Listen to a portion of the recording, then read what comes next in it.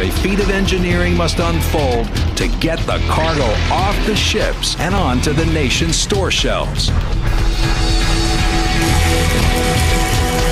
But a new wave of mega-sized container ships now under construction will make that job even tougher. Can longshoremen, the dock workers who already do one of the most dangerous jobs in America, carry the extra load? Look out for the mega container ships, this time on Extreme Engineering.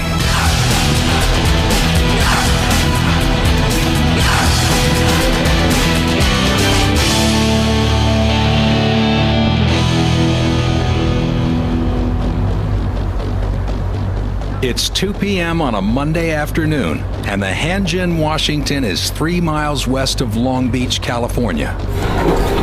She sailed from South Korea 11 days ago carrying 60,000 tons of high-def TV sets, motorcycles, and fresh fish, packed inside 2,650 steel containers, each one the size of a city bus. She's average size for a container ship, almost a quarter-mile long, 140 feet wide, and drawing 39 feet below the waterline. For the captain and crew, the long voyage is nearly over. But the toughest part looms ahead. They've got to park this monster at a pier inside the port of Long Beach. To do that, the captain needs expert help. He needs Vic Schisler. Okay, I'm ready to go.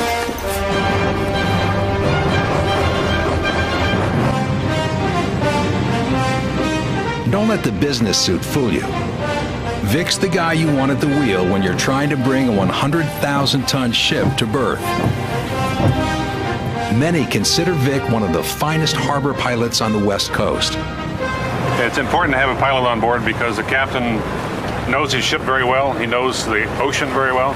He does not know the Port of Long Beach. I bring the local knowledge that I've accumulated in the last 35 years.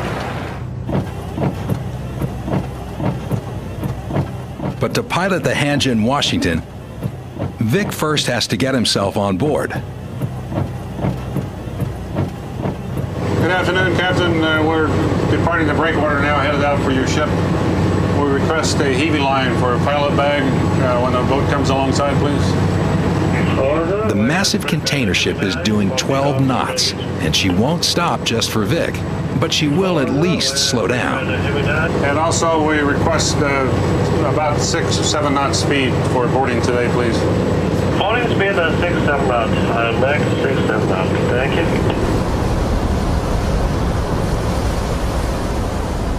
For Vic personally, what's coming up next will be the riskiest part of the voyage.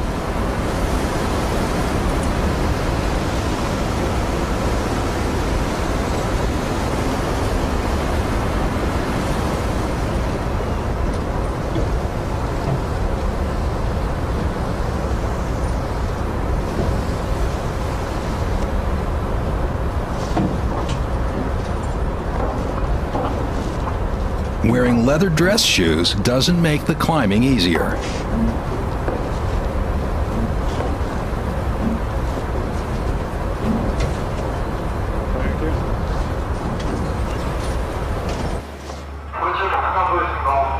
Security, all those concerned, Hanjin, Washington, approaching Queens Gate, Long Beach, inbound for berth 140, port side 2, standing by channel 13, Hanjin, Washington.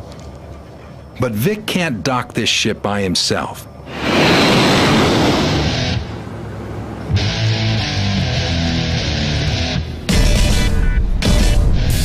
He needs help from the new marshal in town, the Marshal Foss.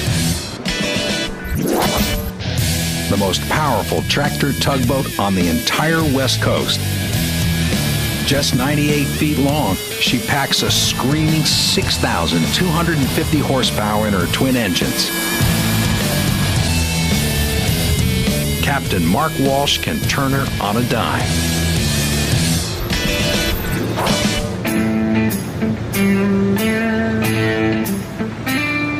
Marshal Foss. Hey Vic, how are you?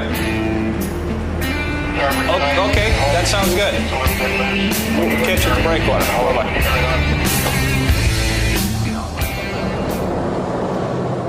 The stern is the hardest part of the ship to maneuver, so that's where Vic wants Mark to attach his tow line.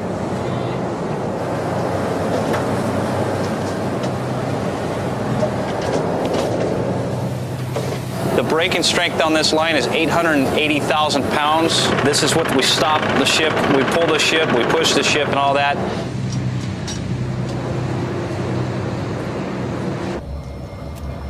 Now, Vic is ready to maneuver the big ship.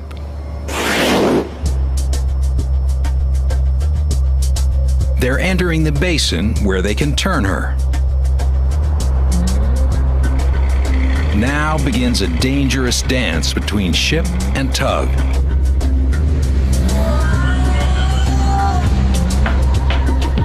Vic's got just 100 feet of elbow room to rotate the ship 220 degrees.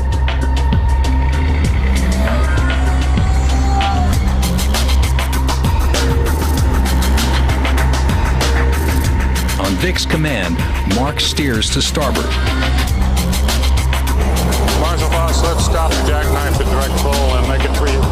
And the Hanjin Washington's massive stern begins to swing around. You're always on your toes. You're trying to work with the pilot, understand what he's going through.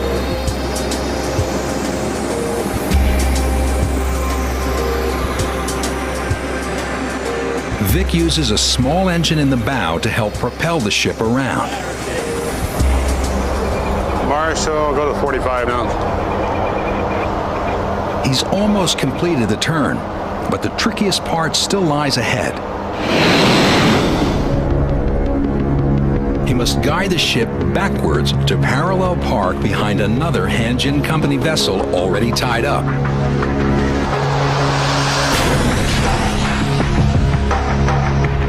And the stern of that ship is just 100 feet away. The danger involved with this maneuver is when you're looking over the containers out towards the bow, is judging the distance. It's very difficult to do that.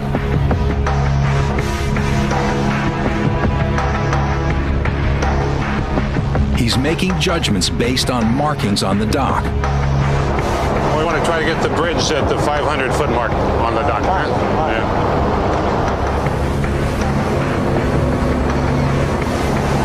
Marshal, push dead slow, stern to port.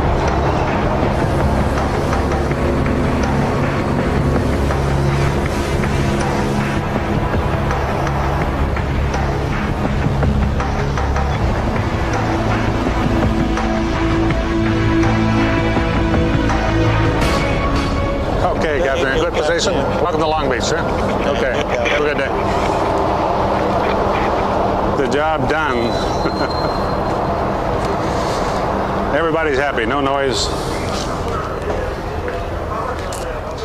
But one day soon, Vic's job is going to get much harder because the ships are getting bigger.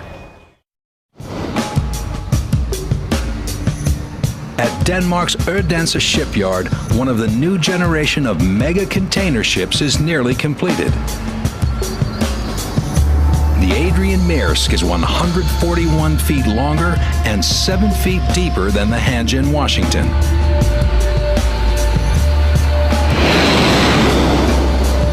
More important, she can carry an extra 650 containers. Why the urge to build bigger and bigger ships? Simple economics. The more containers a ship can carry, the lower the shipping costs per container. Which is why, in the adjacent dry dock, workers have begun to construct her sister ship. This new vessel, she doesn't have a name yet, will be capable of carrying an astounding 3,300 containers. It's going to take workers 3 more months to finish building her, if they can stay on schedule. The work itself will be extremely difficult, but the process is easy enough to understand.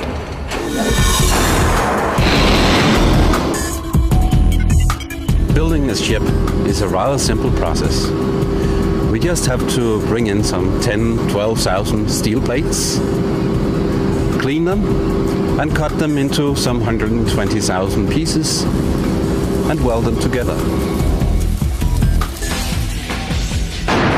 Step 1, steel. Lots of it. Enough to cover 8 football fields.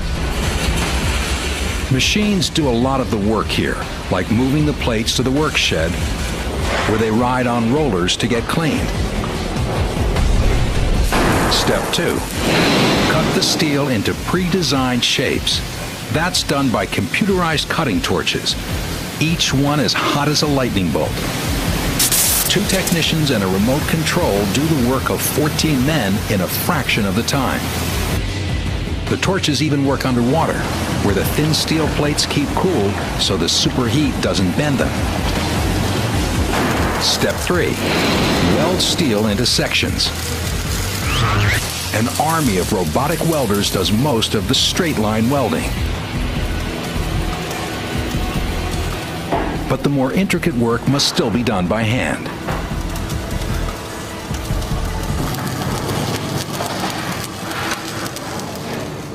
These enormous honeycomb-like structures will form the ship's skeleton. Without them, the hull would crumple under the tremendous weight of the containers and the pressure of waves. When all the sections are assembled, this container ship will be the longest in the world. And an enormous challenge to container ports like Long Beach, where the Hanjin Washington has just tied up. Now she's less of a ship and more of a giant warehouse at one end of a huge assembly line.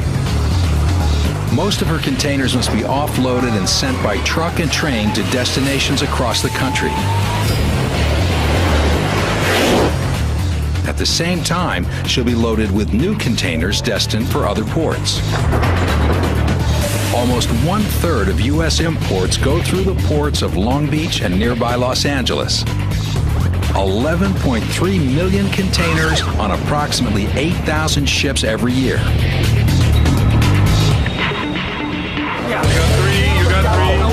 A delay here can mean hospitals run out of supplies and supermarkets have empty shelves.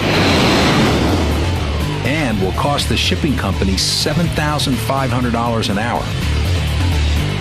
Even worse, the shipper might lose its customers if it doesn't deliver their cargo on time. So the work goes on around the clock. But first, somebody has to set the whole process in motion. Right now, that somebody is Erin Pearson, superintendent of the first shift. Okay, that's everything? She's got a tremendous task to tackle. Steve, you copy Steve? I didn't copy that. Where are you? In less than 2 hours, she has to pull together paperwork for hundreds of containers coming off the ship and going back on. We don't have, okay. Oh, shoot. And assemble a crew of 100 longshoremen and crane operators. Okay, I had 4 originally.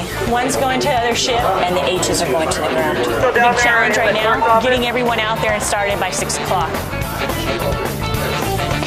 And then, okay. You're going to have a cup?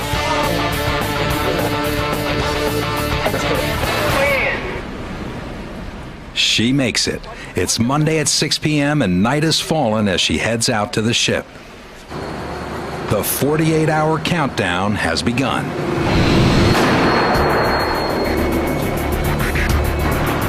That's how long the Hanjin Company allows for unloading and reloading a vessel the size of the Washington. For the ship to leave on time, Erin's crew will have to move 1,000 containers during their shift. And it's the crane operators who'll be under the greatest pressure. Years ago, cargo came in sacks and crates. Longshoremen carried them on their backs.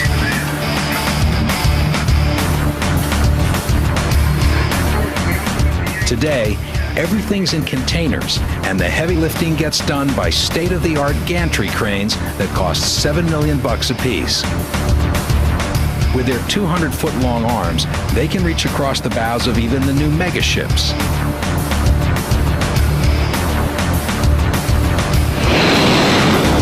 The cranes grab onto containers with hooks that weigh 11 tons.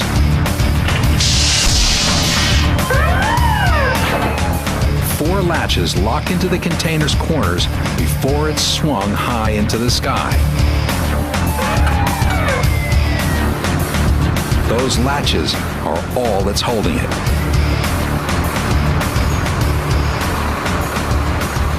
We're moving a lot of heavy cargo. Things could fall. As you can see, it's a large operation, so you have to take all the safety precautions necessary. To hit her target, Erin needs her 3 cranes to each move 30 containers an hour. That's one every 2 minutes. But tonight, things are falling behind schedule. We got kind of a slow start tonight. Hopefully by the end of the night, we'll be closer to about 28 moves per hour, which would be a decent start for us. And we'll monitor it as we go. As tough as Erin's job is now, it's only going to get tougher when the megaships arrive. She'll have to monitor even more cranes and more people. To carry more cargo, the new megaships will need more power. In Denmark, they're working on the crankshaft for the new ship's diesel engine, which will deliver a staggering 93,000 horsepower. Weighing 2,100 tons when fully assembled, it will be the world's largest ship engine. So big, it had to be made in 3 sections. Today, they're preparing the crankshaft to receive the engine block. The liquid sealant should ensure an airtight fit. They're going to need a powerful crane to do the lifting.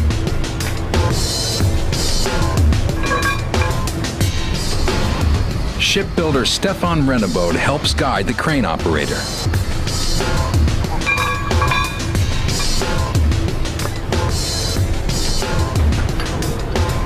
"375 feet up in the crane cabin, operator Kjeld Madsen gets the word to go.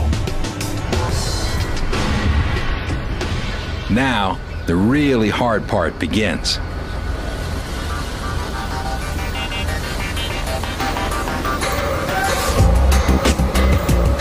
The 2 sections have to fit together with the precision of a Swiss watch.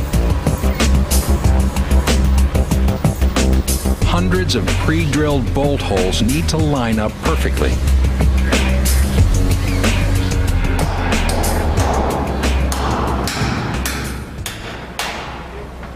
But the first bolt won't go in all the way.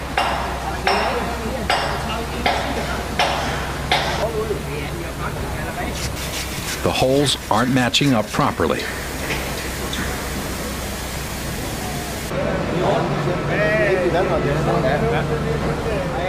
The sections are 15 millimeters out of alignment. They're going to have to try to shift the engine block. We try to move it up again, and then we start from the middle, go out. We have a little problem on this middle of it. Det skal være talje på. Holder! Vi sætter en talje på over på den anden side, så giver vi lige besked om, hvor meget vi trækker. Hvor meget kan jeg have her? 1 millimeter more. Hvad sker der med håndtaget? 1 little more. 1 millimeter more. Ja, så sætter jeg jo lidt farligt på at se håndtaget. After an hour, they're ready to try again. This time, the bolts go through. They have just 6 more days to install the rest of the engine.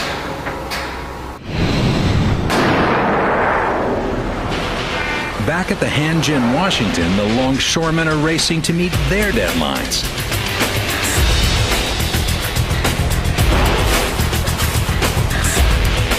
The container yard is filling up as Jeff O'Donnell, superintendent of the day shift, begins his rounds.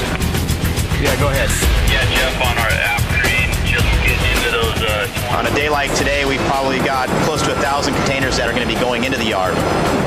As you're putting stuff into the yard, we're also loading containers back, creating more space. It goes hand in hand. It's a big chess game. We got a lot of players involved with the chess game trying to make it happen, so it gets crazy. On the ship's main deck, Jeff and his ship boss, Eric, go over the day's schedule. Containers must be loaded and unloaded in proper sequence. If too many containers get taken off one side of the ship, she could become unbalanced and even roll over. It's Eric's job to make sure that crane operators get it right. Eli, you wanted to stack a 3 high? And that no one gets hurt by flying containers. And 100-ton hatch covers slamming shut.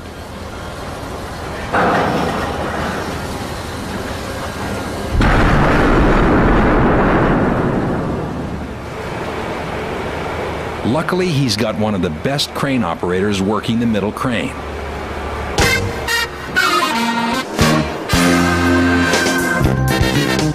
James Moses, a 34-year veteran. James makes it look easy to lift a 29-ton container out of the hold, swing it off the ship, and place it on the back of a truck 140 feet below.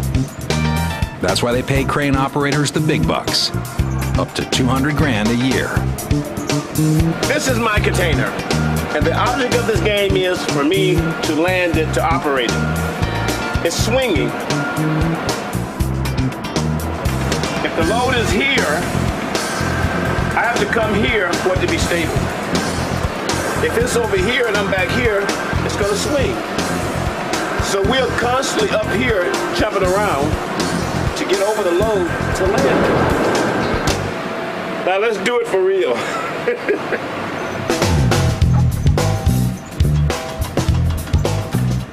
James controls the crane with a pair of high-tech joysticks.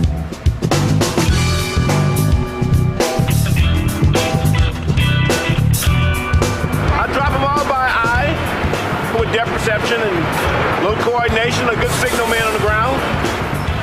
Sometimes we lose them, they fall overboard, and sometimes it can be $1 million worth of computer parts. You just don't want to do that.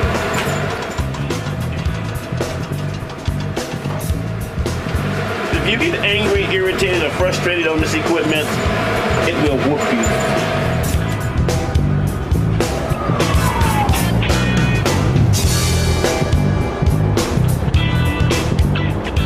When the new mega ships come in, James is going to need every bit of his patience and skill. I need an inch. There it is. With containers dropping down at 10 feet a second, being a truck driver is a dangerous occupation. It takes a special kind of person to handle these risks. It takes a grandmother. My name is Lata Stukan, and I'm working almost 7-8 years every day in Hanjin, and I love it. This is like my second family over here. We have sometimes barbecue, and we bring homemade cookies, and everybody love it. Don't let Zlata's mild manner fool you. This is one hardworking lady. She's got to drive to the storage area 50 yards away, park in the first available space, unhook her load, attach an empty chassis, and head back into the line as soon as possible. She'll make the same circuit 30 times in her 8-hour shift.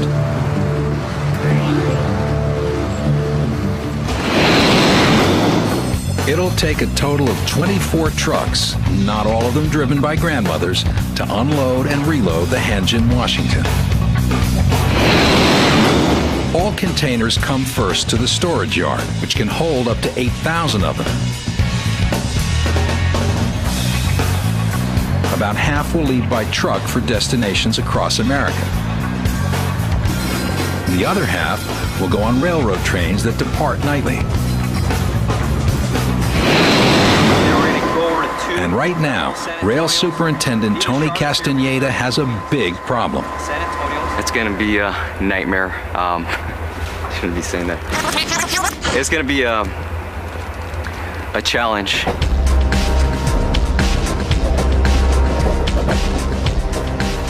There aren't enough empty railroad cars to handle all the containers that need to go out on today's trains. We're going to be maybe running an hour, hour and a half behind. Our trains might end up on the short side today because we're not going to be able to load everything that we want to load today. The crew has to stand around doing nothing. We're not getting any production done, so we're losing time, we're losing money, we're falling behind. It just is a snowball effect. This cargo has to move. 530 of these containers came off the Hanjin, Washington. If they're not on a train by day's end,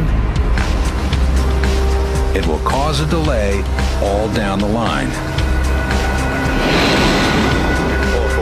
Finally, an hour later, there's some good news on the phone. Well, it looks like he's got his signal. He's getting ready to pull forward because there we go. Now the pressure's on the yard crew. They've got just 6 hours, not the regular 8, to load the containers onto the trains.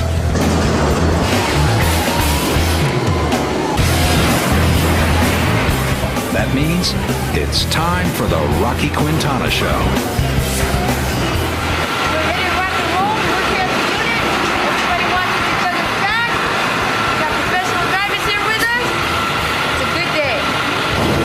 A longshoreman since 1998, Rocky needs all her bravado to handle one of the most dangerous jobs on the waterfront. To secure the top containers to the bottom ones, she has to insert a locking mechanism at each corner. We have to go from car to car, jumping up and down on the rails, so you have to be in pretty good shape to do this job.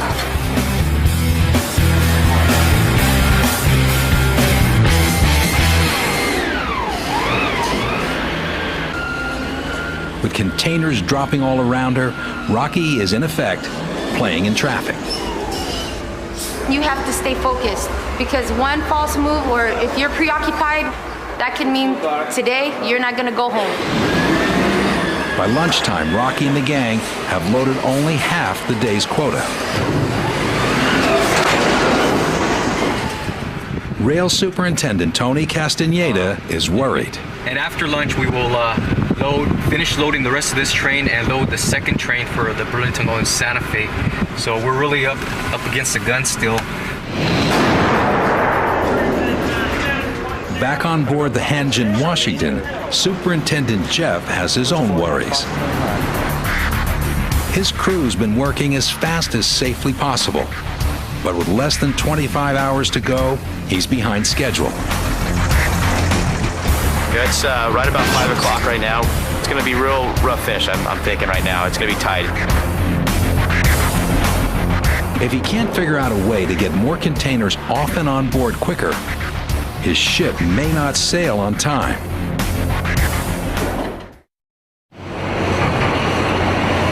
Meanwhile, at the Odense shipyard, work on the new megaship has reached a critical stage. They must attach the bulb-shaped structure to the ship's bow,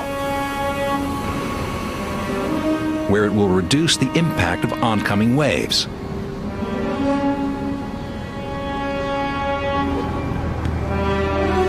Who's the crew that's going to handle all this heavy lifting?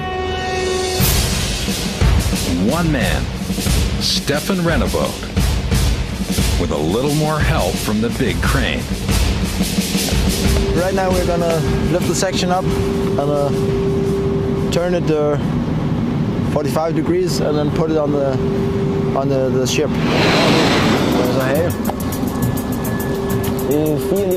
Stefan radios to Kjeld high up in the big crane to start lifting.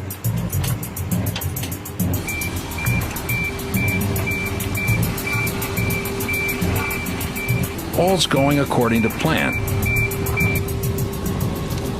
Until Stefan notices something wrong. The welders forgot to cut off 2 extra steel beams. So Stefan has to light up.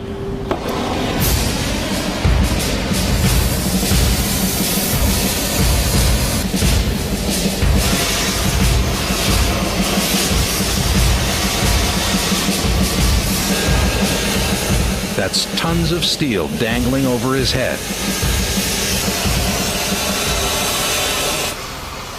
He's got a lot of trust in the crane operator.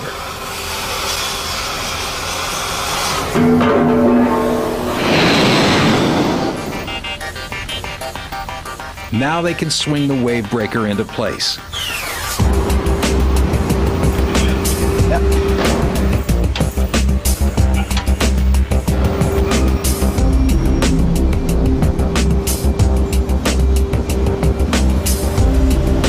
And the pieces can finally be welded together. It's the enormous size and scale of these ships that makes them so difficult to build and such a problem for ports like Long Beach.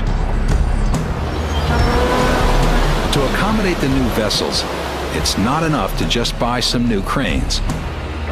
The whole harbor is going to need a major makeover to the tune of $2 billion. The Port Authority is extending Pier T by 3 football fields so that it can provide room for a total of 4 megaships. And that means a whole lot of work for the dredging crew. We just dig. And that's what we do, and we like it.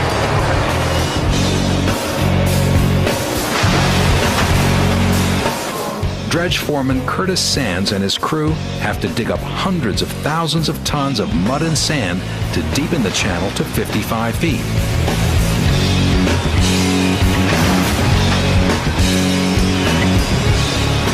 Otherwise, the megaships would scrape bottom. When work's done, Pier T will be the first at Long Beach designed for the megaships.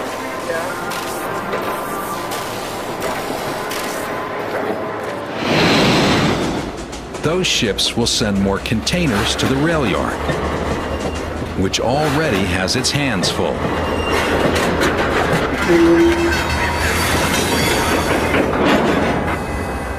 A derailment brings work to a standstill. They changed this wheel, and I don't think they set it down on the track, and so when they pulled on it, it pulled right off the track. They drug it about, I don't know, 1,000 yards. Luckily, the engineer was watching his mirror and he saw smoke coming out and he stopped the train. Charlotte, at this point in time, changed the set of wheels and didn't set the wheels back down onto the track. So we've got a derailment. They'll have to lift the derailed car off the track so that the train can get moving again. The delay will cause Tony's crew to fall short of the day's quota of 530 moves. I thought we had salvaged the day. We're only maybe 70 moves short of a regular day. Today's been an excellent day. As a matter of fact, I'm going to take tomorrow off. Luckily, a shortfall this size won't slow down work on the Hanjin Washington, where Jeff and his crew are nearing the end of their 8-hour shift. They've managed to offload and reload their quota of containers. If the night crew can just keep up the pace, the Hanjin Washington may sail away tomorrow on time. But that's a big if. Back in Denmark, they're halfway through building the new ship, with months of hard labor ahead. But 50 yards away, her sister ship, Adrian Maersk, is almost completed.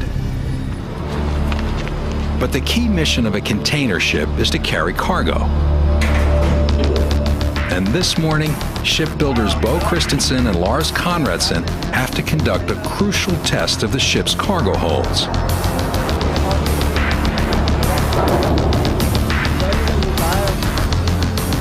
The yellow cage they're riding in is the test device. It's built to the exact dimensions of a standard 40-foot container. The crane operator maneuvers the test cage so it slides into one of the pairs of rails that line the walls of the 77-foot deep cargo hold.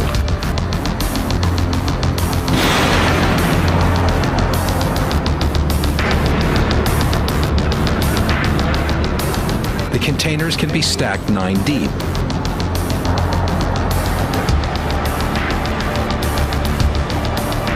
Bo and Lars will check the fit between rails and container.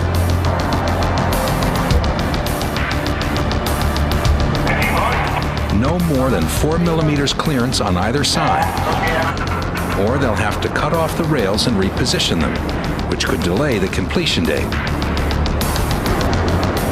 They also measure the distance between the rail and the reference point on the container. Anything between 39 and 27 millimeters is fine. Have you got the right measurement?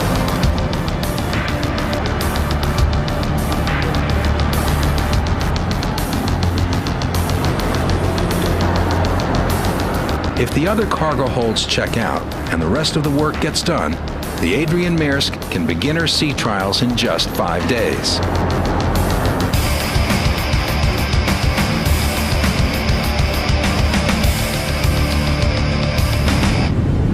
But to reach the sea, they'll first have to maneuver the ship out of the tiny harbor, and that's going to be extremely difficult. Back at Long Beach, with time running out, work on the Hanjin Washington has fallen seriously behind schedule. Jeff, the day superintendent, is going to have his hands full trying to finish on time. It's not going good. Last night they had a bad night on it, and today we have a lot of discharge coming off the ship going to wheels, which always is a slower operation, especially when you throw the traffic out in the yard. And we'll be discharging up till probably 1700 today, 5 o'clock. So, and that's on a finish up. That's a little scary because we call them must makes. We have to get the cargo off the ship and get all the cargo on the ship. So it'll go down to the wire.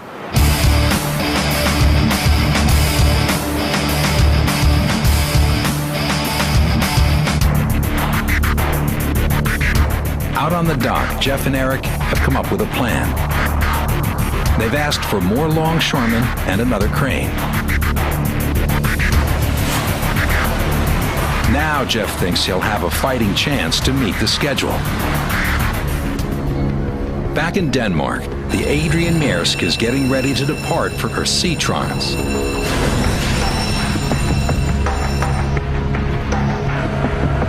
"20-year veteran Peter Koch will captain the ship when it reaches the open sea. But it's up to the pilot, Steen Finsen, to guide it out of the harbor.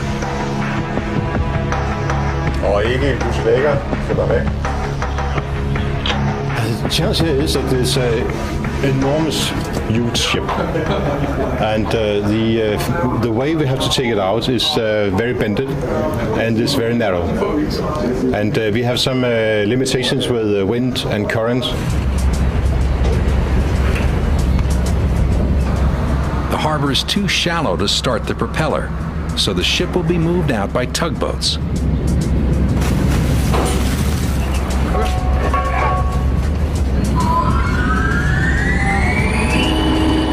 They'll tow her backwards because there isn't enough deep water to turn her around.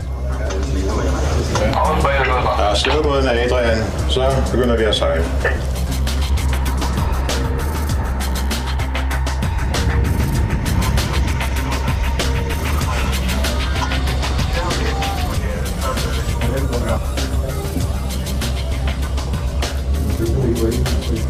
The first hour passes without incident.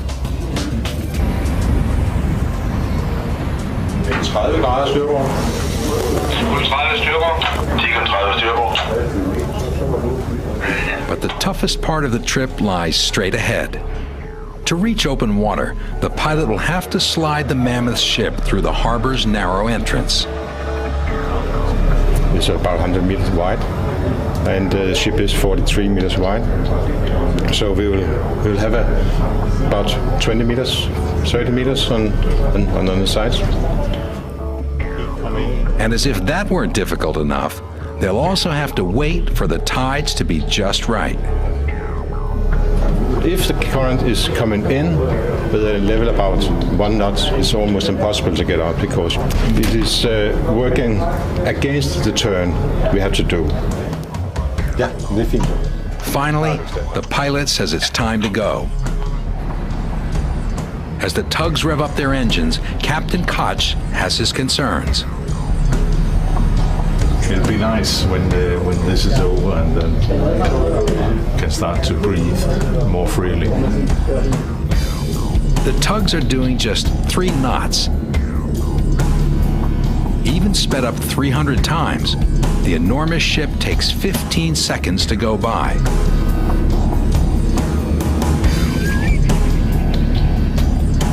"18 agonizing minutes later, they're only halfway through the gap.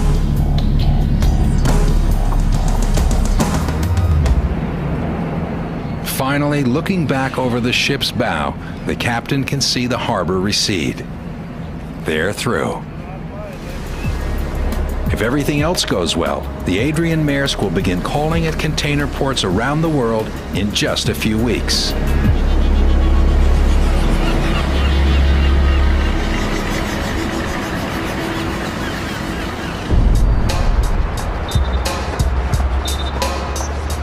Back at Long Beach, it looks like Jeff's luck has finally turned around. It's now 18:30 on Wednesday night, and we're finished. The last couple hours actually went really smooth. Cargo operations done and lashing approved by the chief mate, so we're good to go. That's it. All completed.